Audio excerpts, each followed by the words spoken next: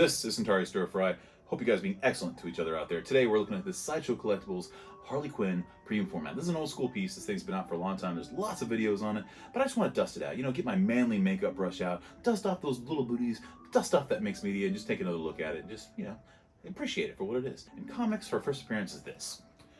Batman Adventures, number 12. Her first appearance in comics, in print, Batman Adventures, number 12. And what I think is important about this is that it's initially a kid's comic. So just imagine all the kids in the early 90s, or late 90s, yeah, 93. Even though collecting comics was still pretty hot in the 90s, early 90s, the kids didn't give a damn. I wouldn't have cared. You would have had like Twinkie dust in this, like Oreo cookie crumbs in the middle of this book. You know, it's a kid's book.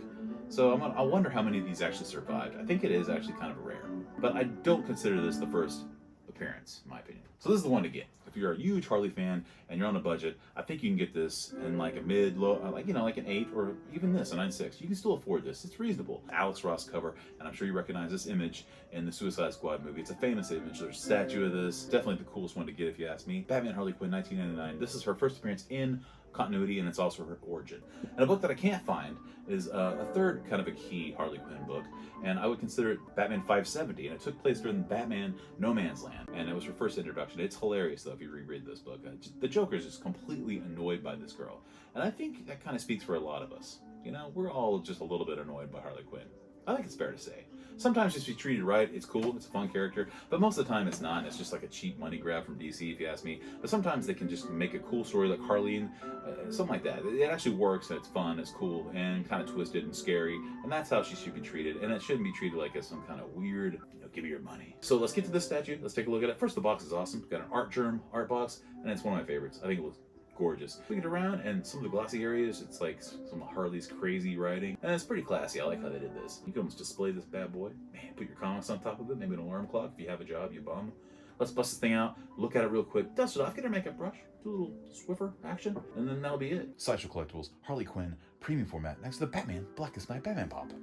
Okay, here she is, looking pretty cool. I like this. Now, it's older, you know, it's got some mixed media, kind of hides some of the details, but if you ask me, it's got a really nice form, and it's got her classic costume. She's not trying to look hot, she's just trying to keep up with the Joker. It's about 20.5 inches, somewhere in there. She's slender, she doesn't take up a lot of room. If you were homeless, you could probably find a place to display this. Base, pretty cool. I like it. It's like a bronze look to it. And this has all the drama masks, which is pretty cool. You know, all you thespians out there, you'll get this. You got like Chewbacca hair down here, which I don't really get.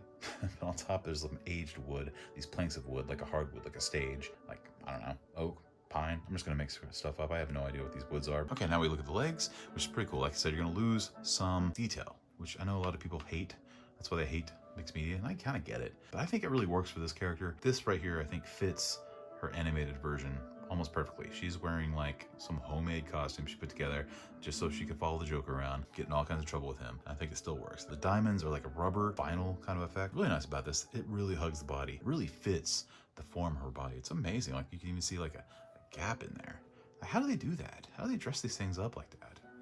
It's insane. Now you can see some of the sculpt actually going through some of her six-pack. You see some rib cage going through there a little bit, and some other stuff that I want to mention because I might get in trouble, but I think you can imagine the streets of Gotham being pretty chilly just about year-round. Pirate ruffles, these Seinfeld ruffles, are actually sculpted, which is interesting, and this is more rubberized action going on here. And this whole little, I don't know what you call these things. I'm not a clown, and I'm not creeped out by clowns or anything. It's just I generally don't hang out with clowns. It's a very natural form. I don't think it's distasteful. I think they did a really good job. Look at this. All right, here's the mount. Look at the wood grain here.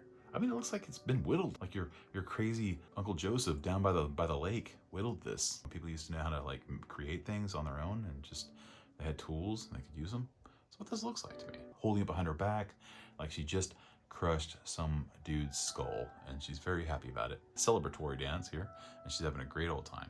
Pretty good detail in the hands. She's got her pinky up because she's a classy girl, and then she's got her pirate ruffles going on, and some natural creases in the mixed media. Pretty cool. I feel like she's got that relaxed hand. Like she really is just proud of herself. But the head is really nice too. It's definitely got a nice grin. The teeth probably could have done better at the time. Not a whole lot of detail in there, but the eyes sell it. The nose is just like kind of like Michael Jackson. The whole thing's like Michael Jackson actually. Okay, never mind, I'm creeped out. This whole thing's kind of scary. Still dangerous and weird. Just weird enough to enjoy. Here's where things get a little bit strange. The Harley Quinn EX. In fact, I've never displayed it. I've never used it once. She looks like, I don't know, something from a 50s. She's like a 50s black and white television show bully or something like that. She's very, very mean looking and very creepy. Like tongue is super. She's like got this weird Gene Simmons vibe. I don't know. She's like that girl that you went on one date with, and you're like, nope. You went the other way, which I think is the point of Harley Quinn. She is like the crazy ex-girlfriend. No, gotta love her anyway. Very evil eyes, though. There's your Harley Quinn premium format. I still think she's pretty classy, even though the EX is just darn right creepy and nightmarish. I wouldn't recommend it. Still a cool piece. My favorite version of Harley, right here. So, all right, guys, that's gonna do it. See you next time. Remember, spay and neuter your pets, and Magneto was right.